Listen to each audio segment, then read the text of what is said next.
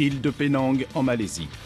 Pendant des siècles, cette ancienne colonie britannique fut un point stratégique de la route du commerce des épices.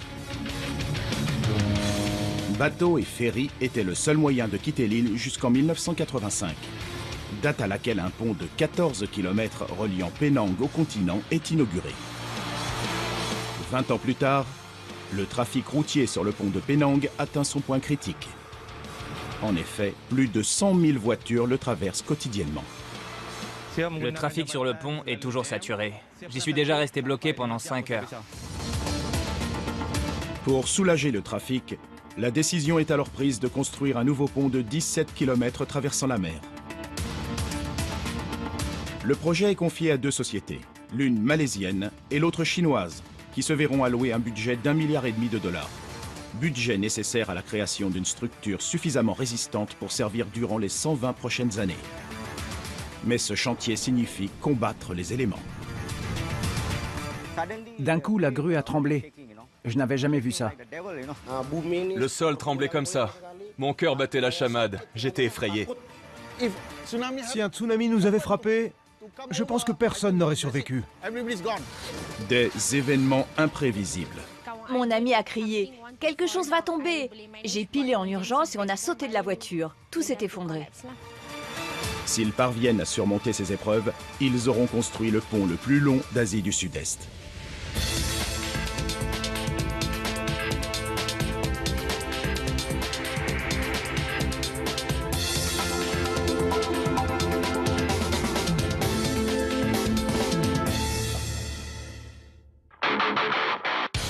Le second pont de Penang a été imaginé comme le plus long d'Asie du Sud-Est.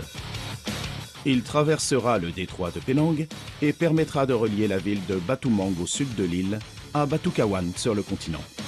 Il soulagera le premier pont de Penang et apportera dans son sillage la croissance économique pour les deux villes. La partie sud de l'île de Penang a besoin d'être développée. C'est pourquoi nous avons décidé de construire un autre pont qui mènera au sud de l'île. Pour construire ce pont, les ingénieurs vont associer deux types de ponts. Le premier est un pont en poutre-caisson de plus de 16 km de long que l'on appelle le viaduc d'accès. Le second, qu'on appelle le pont principal, est un pont haubané en harpe. Afin que ce pont soit parfaitement assemblé, les deux équipes en charge de la construction, la Tchèque, une entreprise chinoise, et UEM de Malaisie, devront coordonner leurs efforts. Au début, il y a eu beaucoup de débats et de disputes. On avait du mal à se mettre d'accord. Le gouvernement malaisien a fondé une entreprise destinée à gérer le projet. L'ingénieur Mohamed Taïb Ismail en est le responsable. Nous arbitrerons la construction. Nous servirons de médiateurs et nous nous assurerons que chaque demande des deux entreprises conduira au bon déroulement du projet. Ismail est un homme très strict et nous avons une confiance aveugle en lui. La Tchèque est chargée de la fondation du pont, que l'on appelle sous-structure, composée de 5000 pilotis enfoncés dans le sol marin et de 586 piles. La construction de la structure du pont à poutre-caisson est confiée à UEM. Près de 8000 caissons seront assemblés pour former le tablier du pont. C'est une construction unique au monde. Nous avancerons caisson par caisson. Si nous ne sommes pas précis, nous pourrions terminer avec une structure qui ne serait pas alignée à la sous-structure. L'équipe de la Tchèque bâtira également le pont à haubans. En ce qui concerne sa sous-structure, l'équipe devra creuser à 120 mètres dans le sol marin pour y installer l'une des plus profondes fondations au monde. 144 câbles relieront ensuite le tablier à des pylônes qui s'élèveront à 90 mètres dans les airs.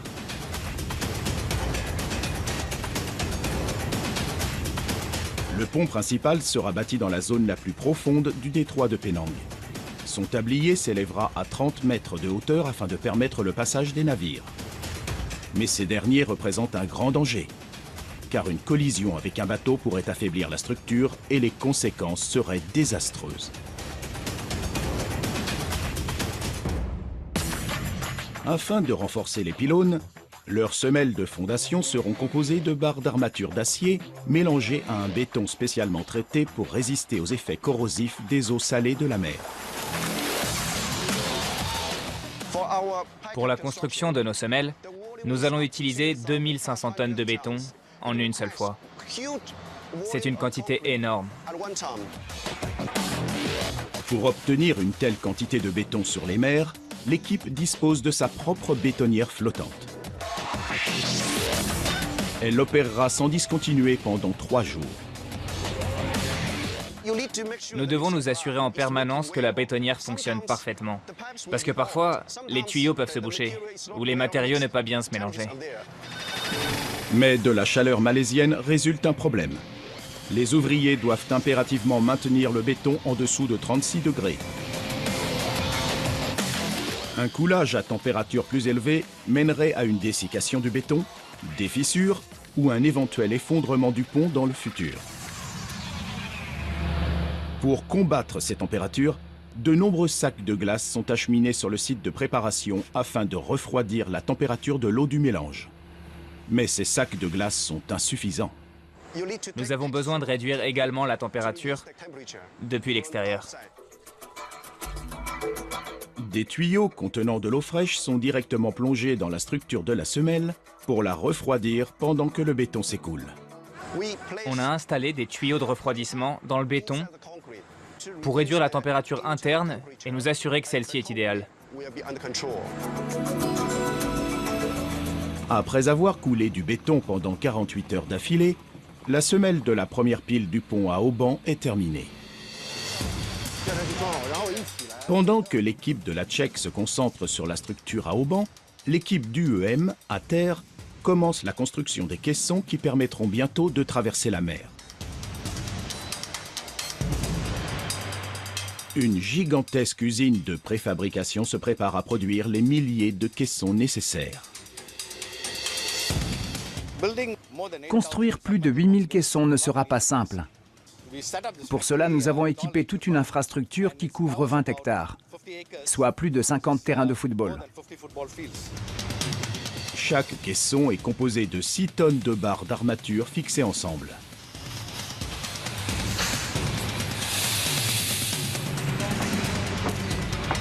La structure d'acier est ensuite transférée vers un moule par le biais d'une grue géante. La fabrication d'un caisson nécessite 5 camions de béton. Le défi est de rendre le béton à l'épreuve de l'eau. L'environnement marin est très agressif et corrode l'acier. Si jamais l'eau de mer atteignait l'acier, cela déclencherait un processus de rouille qui se répandrait jusqu'à briser le caisson. La fabrication de chacun de ces caissons nécessite une précision sans faille. Chaque segment correspondra à un endroit précis du pont. C'est comme si c'était une personne. Il aura une forme spécifique, sera construit pour répondre à des critères particuliers avec différents matériaux. À cause de la forme en S du pont, chaque caisson sera différent et devra s'assembler à la perfection avec les autres.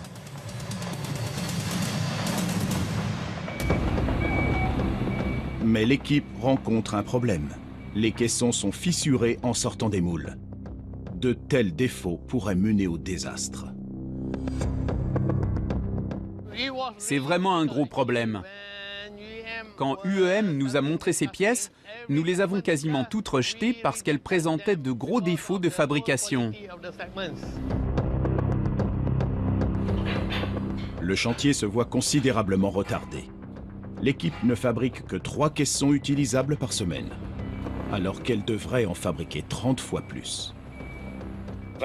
Le chantier a démarré très doucement. On ne sortait que 2 ou 3 caissons utilisables par semaine. À ce rythme, il faudra 75 ans pour fabriquer le nombre suffisant de caissons. Le temps et l'argent manquent, et une solution va devoir être rapidement trouvée, ou le second pont de Penang ne verra jamais le jour. Plus de 8000 caissons doivent être assemblés afin de créer le viaduc d'accès, la plus longue partie du pont de Penang. Mais de nombreux caissons sortent de l'usine de fabrication en présentant de sérieux défauts. Ces derniers doivent donc être détruits et le chantier prend du retard. Nous ne paierons pas pour leurs erreurs.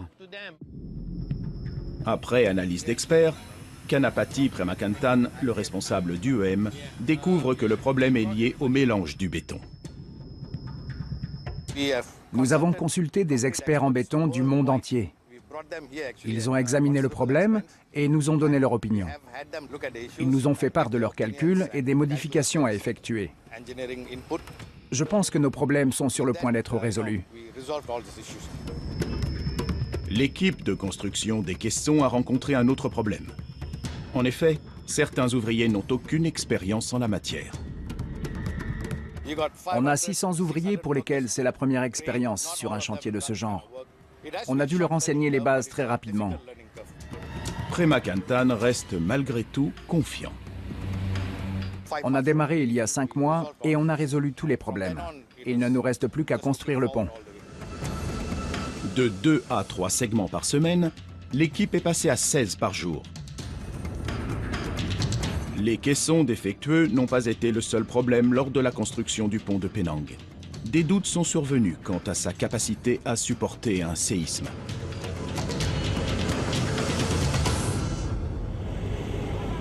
Le 26 décembre 2004, un séisme de magnitude 9,3 est ressenti sur la côte ouest de Sumatra. La terre tremble également à Penang et un tsunami meurtrier frappe l'île de plein fouet.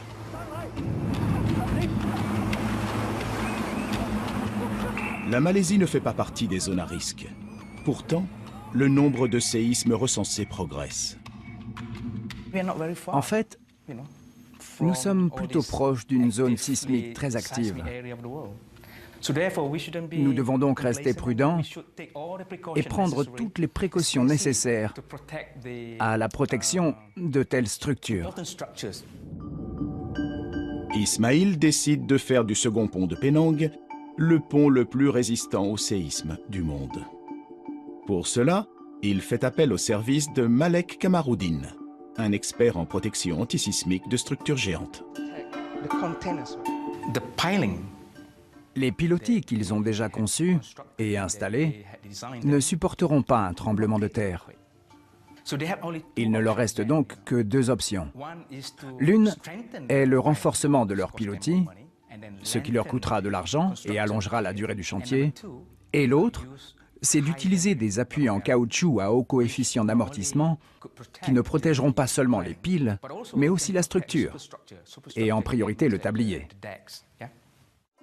Kamaruddin nous explique comment fonctionne le mécanisme.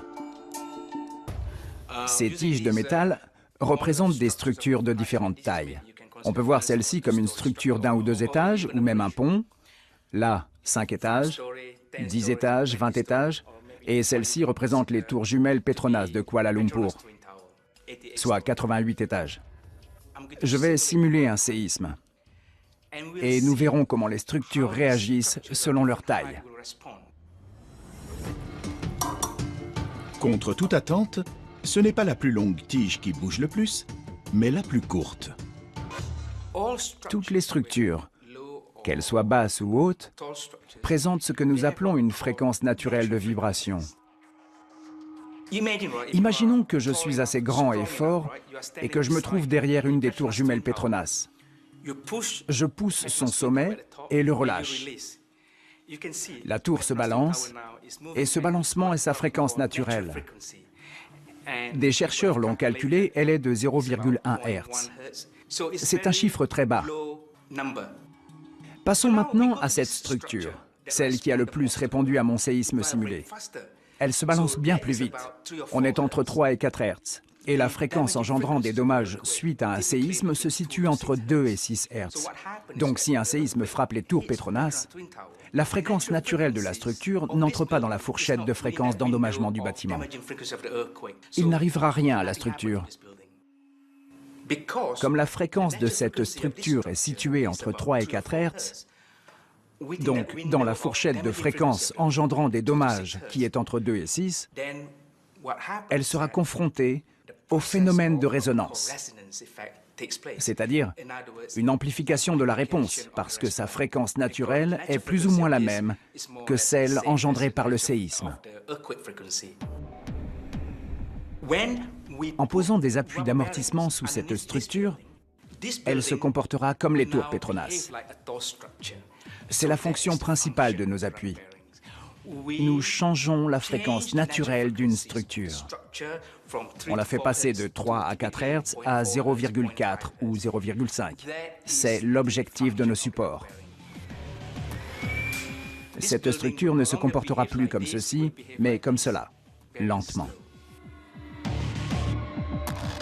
Des systèmes d'amortissement spécifiques sont développés par Kamaruddin et son équipe dans l'Institut de recherche Tun Abdul Razak au Royaume-Uni. Les appuis d'amortissement en caoutchouc seront ensuite fabriqués dans une usine située à 300 km de Penang.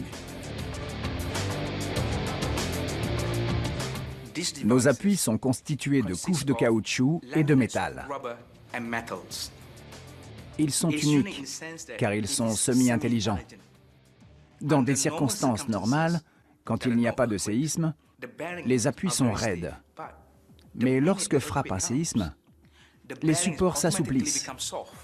En s'assouplissant, ils isolent la vibration et l'énergie du séisme et en empêchent la transmission vers la structure.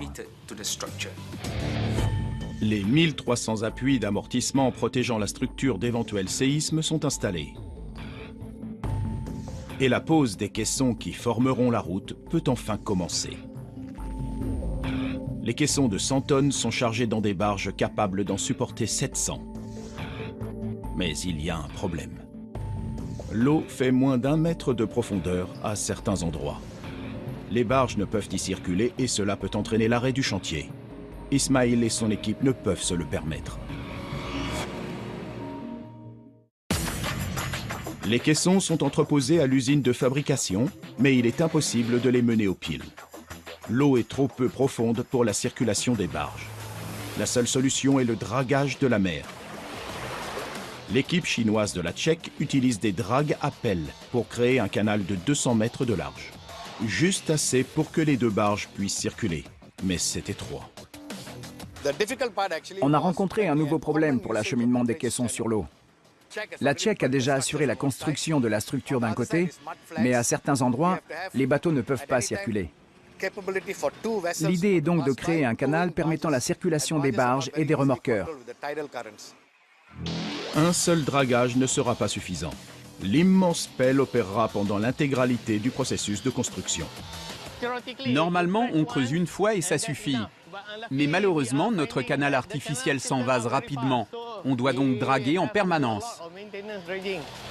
Pour que les barges puissent circuler, près de 12 millions de mètres cubes de boue et de vase, soit l'équivalent de 4800 piscines olympiques, sont déplacés et reversés dans l'océan, à plus de 20 km du chantier.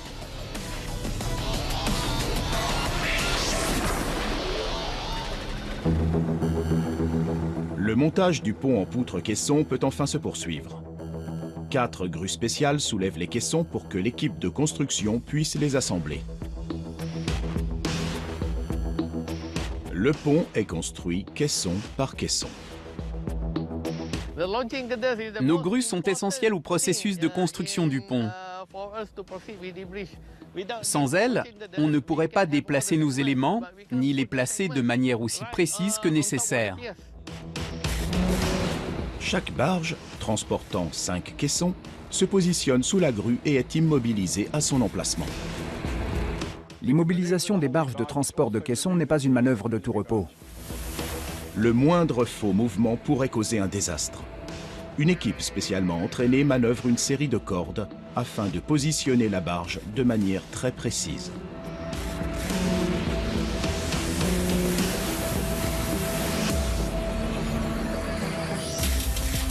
Un treuil relié à la grue peut ensuite soulever le bloc de 100 tonnes. La grue en soulèvera 14 autres dans la journée pour relier les deux piles. Les segments sont assemblés grâce à une matière adhésive à prise ultra forte et à des câbles d'acier extensibles qui seront mis à rude épreuve.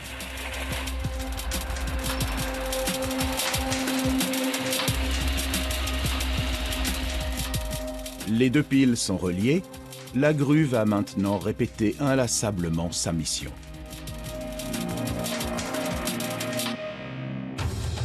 Pendant qu'UEM construit le pont en poutre-caisson, l'équipe de la Tchèque, dirigée par Jason Lee, travaille sur le pont à haubans. 2 pylônes s'élèveront à plus de 90 mètres de hauteur, la taille d'un immeuble de 30 étages, et devront supporter les câbles. Plus de 600 tonnes d'acier seront utilisées pour renforcer chaque pylône.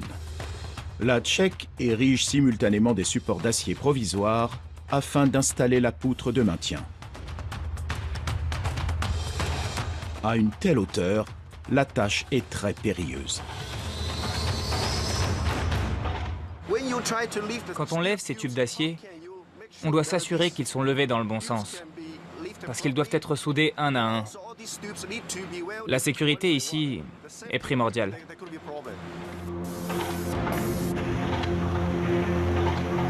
Cette poutre massive servira de maintien entre les 2 pylônes et constituera le point de départ du tablier. Le tablier est progressivement bâti, un segment à la fois. Et à chaque élément posé, un câble lui est fixé.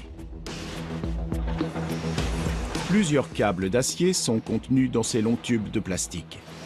Ils partent d'une extrémité du tablier pour passer par une ouverture au sommet du pylône porteur et sont ensuite fixés au tablier à l'autre extrémité de la structure.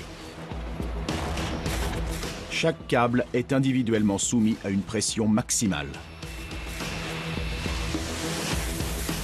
Une fois installés, les 144 câbles seront soumis à une pression de 210 000 tonnes. Une pression suffisante pour maintenir 200 jumbo jets à puissance maximale au sol.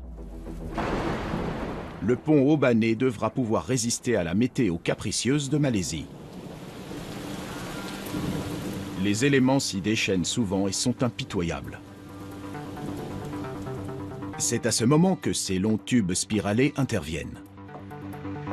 Leur tâche est de protéger les câbles intérieurs de la corrosion, des assauts pluvieux et du vent, tous les éléments susceptibles d'affaiblir la structure.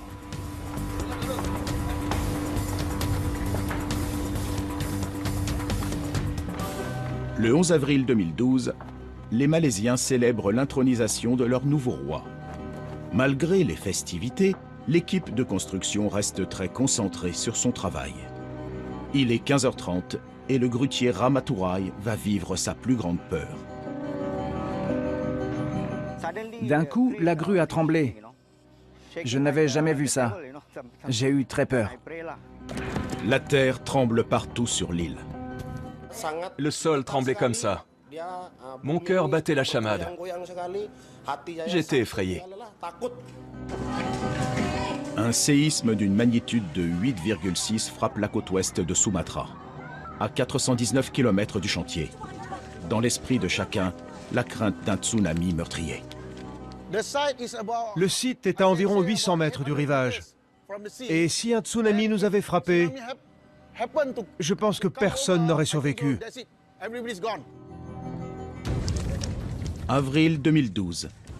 Un séisme d'une magnitude de 8,6 frappe la côte ouest de Sumatra, à proximité du lieu où le séisme de 2004 avait frappé.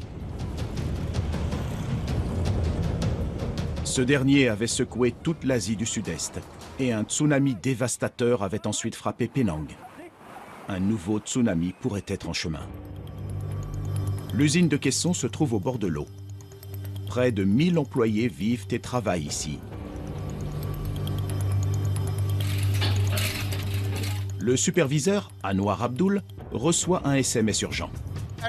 J'ai reçu un SMS me disant de faire évacuer le site. Une alerte tsunami est déclenchée dans tout l'océan Indien. Des vagues dévastatrices pourraient frapper Penang dans quelques heures. L'usine est très proche du rivage. C'était très risqué. En cas de tsunami, le niveau de l'eau peut monter très haut. Je craignais pour la vie de mes ouvriers. L'évacuation d'une structure aussi gigantesque n'est pas chose aisée.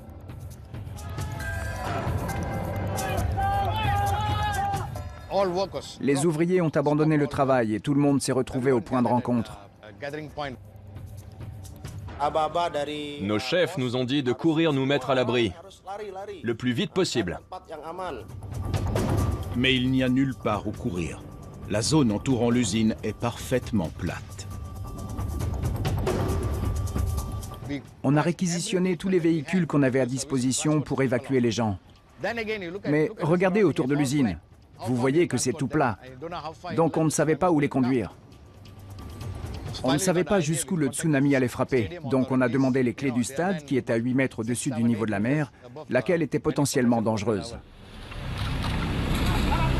Il est 17 h et l'évacuation des lieux doit se faire au plus vite. Près de 1000 ouvriers sont transportés au stade Batukawan, à 5 km de l'usine. À 18 h 30, tous les ouvriers sont à l'abri dans le stade, avec 1000 autres personnes de la région.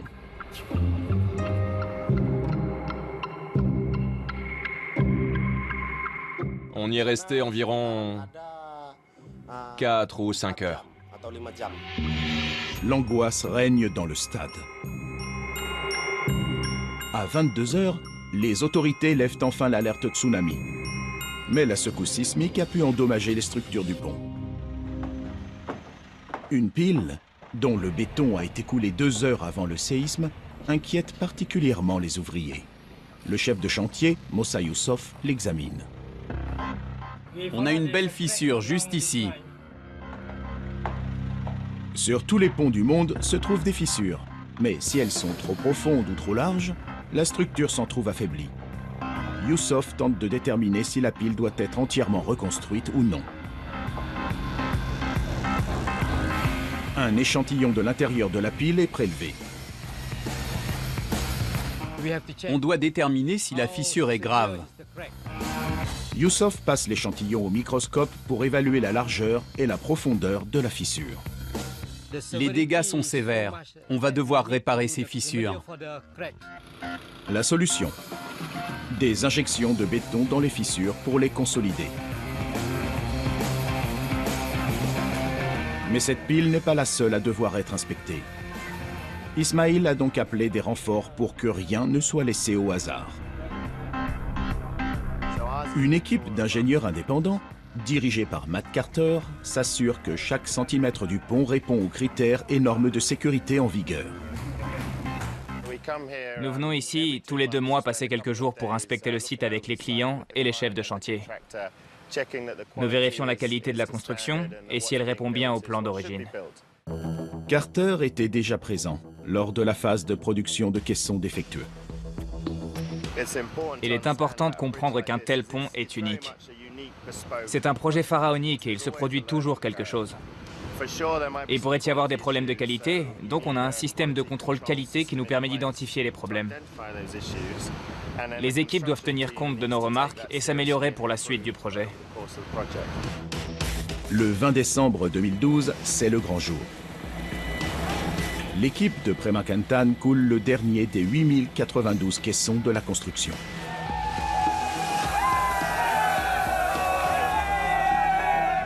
C'est comme notre bébé. On s'en est occupé dès la naissance du projet et aujourd'hui il devient un magnifique adulte. C'est comme si maintenant il était diplômé et qu'il était prêt à entrer dans la vie active. On en est au 100e jour de chantier et on est déjà en avance de 1000 caissons.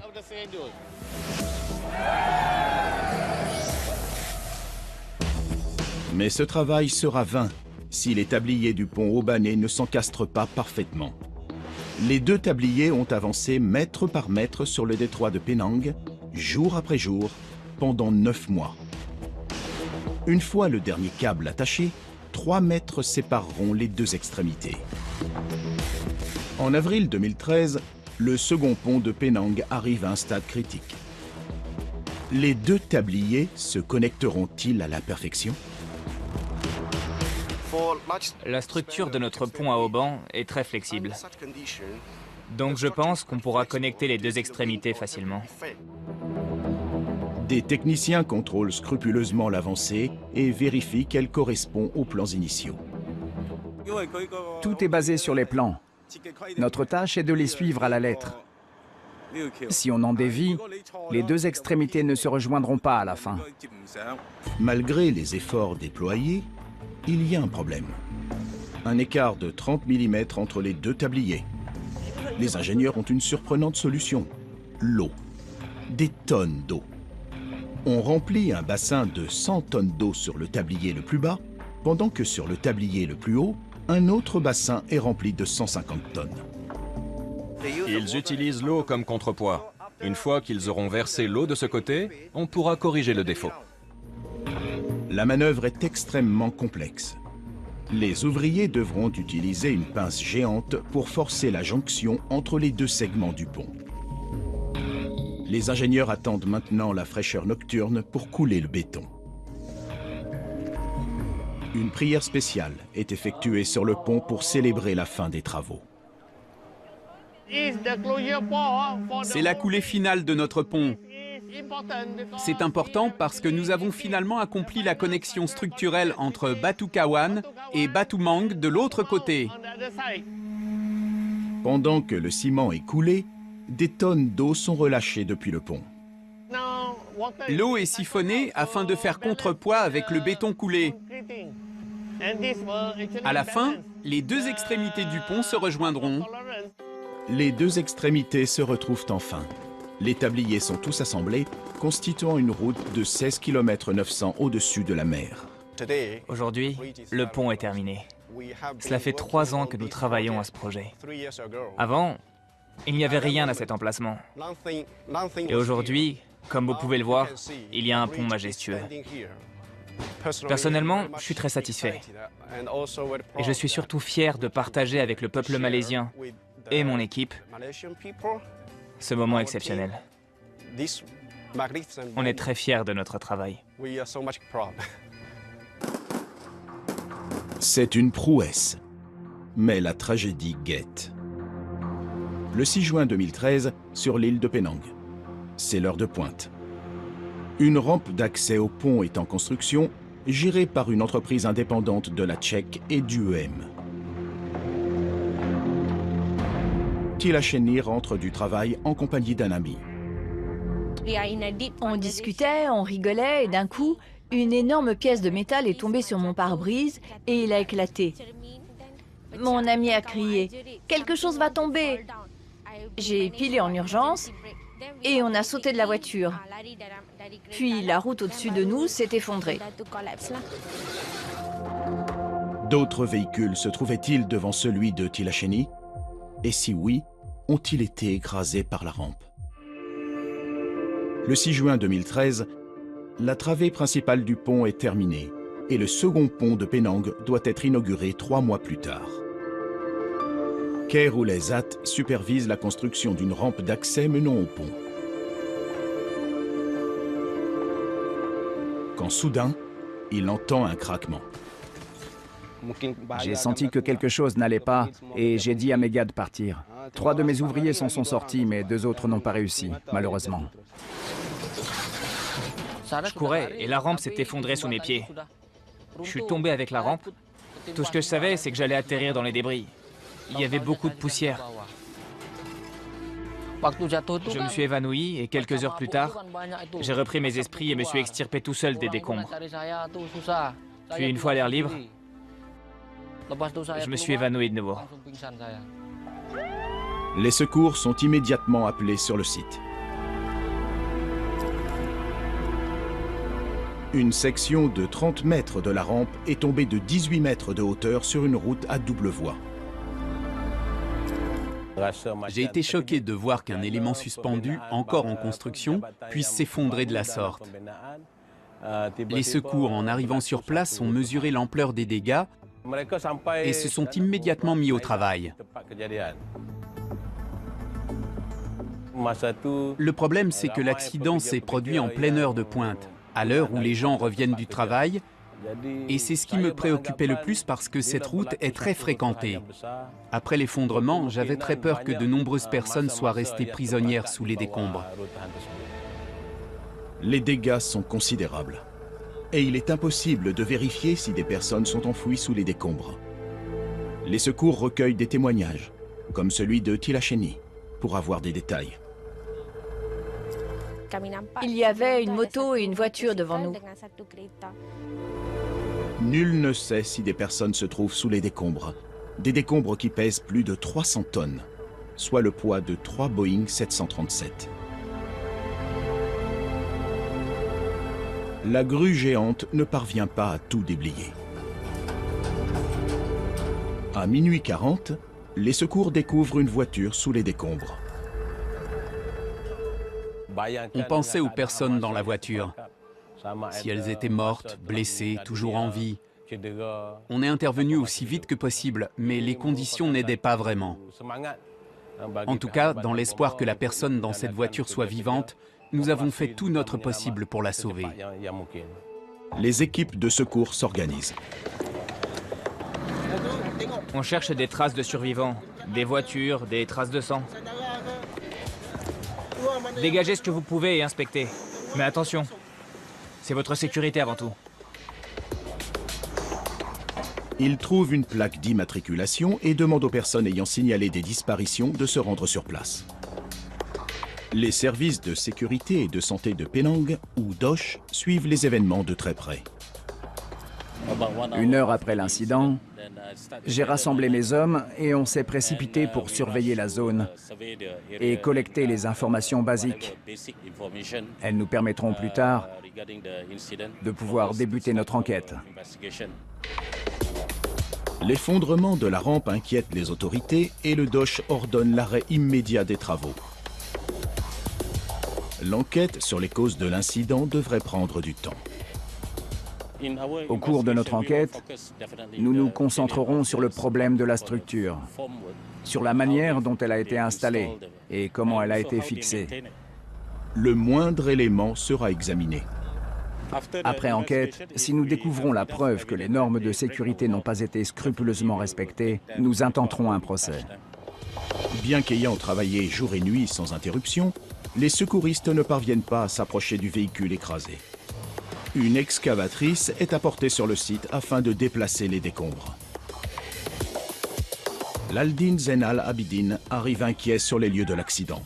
Son frère n'est pas rentré la nuit précédente et la plaque d'immatriculation retrouvée est celle de sa voiture. Il attend angoissé.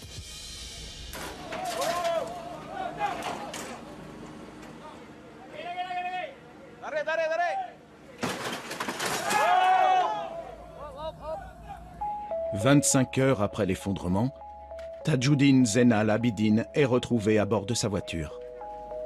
Mort, écrasé par une poutre.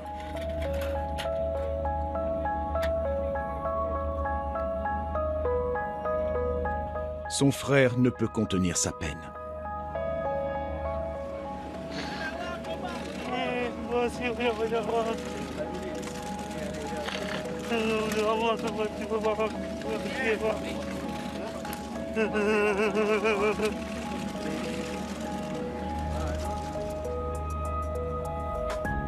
Les secouristes continueront de chercher d'autres victimes le jour suivant. Le lendemain, on a continué de chercher. Au bout d'un moment, on a utilisé la brigade canine et aucun des chiens n'a détecté quoi que ce soit. Heureusement, d'ailleurs. Cela signifiait qu'il n'y avait pas d'autres victimes. Tajuddin Zainal Abidin est la seule victime à déplorer. Les travaux sont, quant à eux, interrompus. Et seul le DOSH décidera de leur reprise. Si reprise il y a. Une rampe d'accès du second pont de Penang, construite par une entreprise indépendante, s'est effondrée.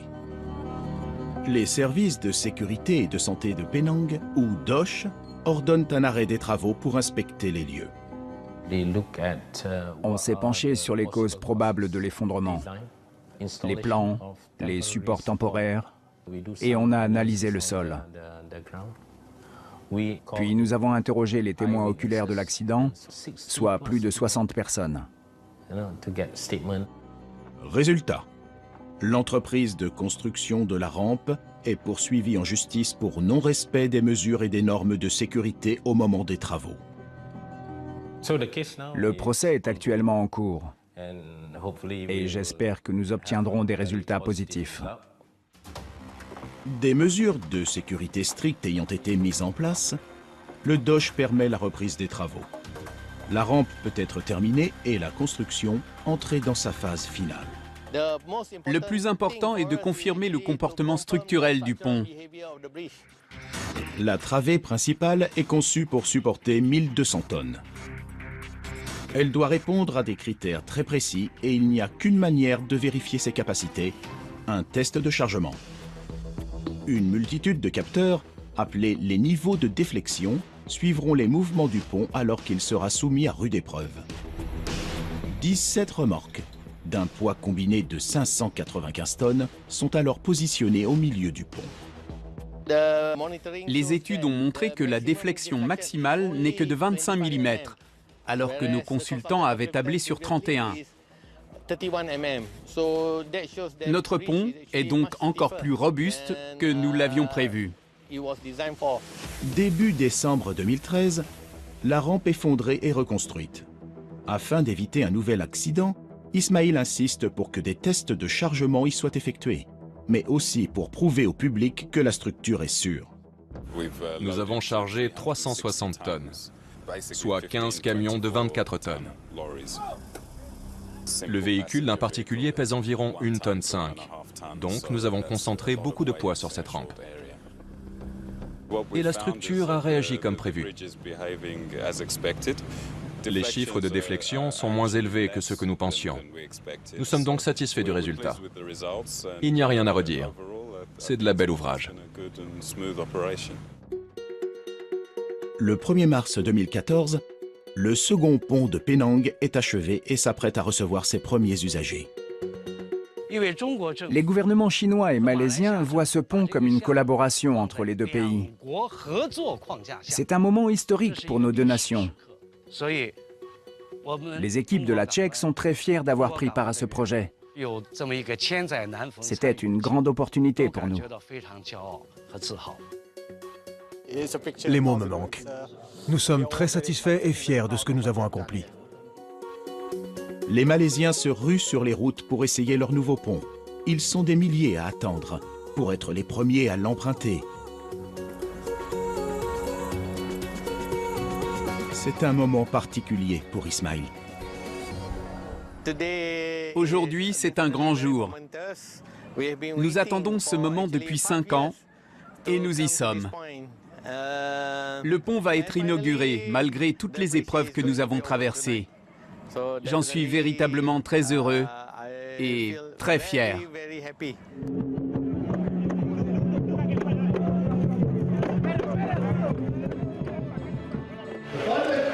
Nous allons aujourd'hui inaugurer un projet qui symbolisera la fierté malaisienne et celle des habitants de Penang.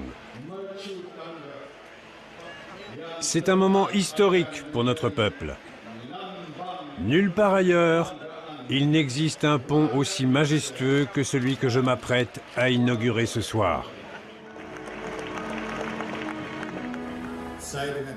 Je déclare ouvert le pont Sultan Abdulalim Muazzam Shah. Le pont porte le nom de l'actuel roi de Malaisie. Le second pont de Penang, le pont le plus long d'Asie du Sud-Est, est achevé. Sa construction a connu des épisodes difficiles, mais le courage et la persévérance de ces hommes ont primé. Ce pont, qui relie désormais l'île au continent, est source de fierté pour ceux qui l'ont construit et pour la plupart des gens qui l'empruntent quotidiennement.